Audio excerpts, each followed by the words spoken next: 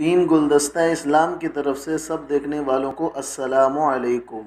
گلدستہ اسلام کے ویور برائے مہربانی اپنی نوٹیفیکیشن سیٹنگ کو اپڈیٹ کر لیں اور ہماری ویڈیو دیکھ کر تبصرہ ضرور کیا کریں۔ ناظرین، آج ہم نافرمان اور ضدی اولاد کو تابع کرنے کا وظیفہ لائے ہیں، لیکن ناظرین ہم اس مسئلے کو صرف وظائف اور دعاؤں سے حل نہیں کر سکتے، بلکہ اس کے لیے ہمیں اپنی تربیت کو بھی سنوارنا ہوگا۔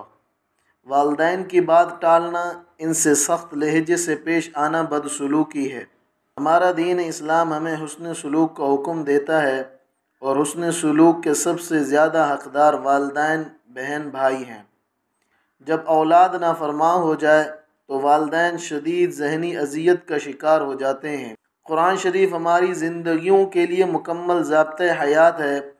یہ ایک مکمل نصاب ہے جو لوگوں کو زندگی گزارنے کے طریقے اور مشکلات کا حل بتاتا ہے۔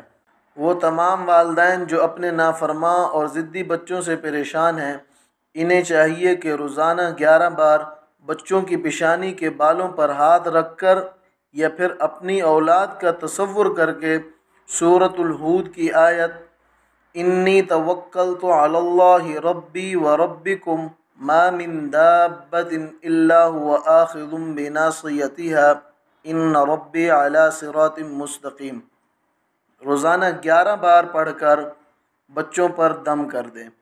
اللہ کے حکم سے اولاد تابع دار ہوگی اور ذہنی سکون حاصل ہوگا۔ تمام ٹیم گلدستہ اسلام کو دعاؤں میں یاد رکھیے۔ اللہ آپ سب پہ اپنا فضل کرے، آمین۔ السلام علیکم۔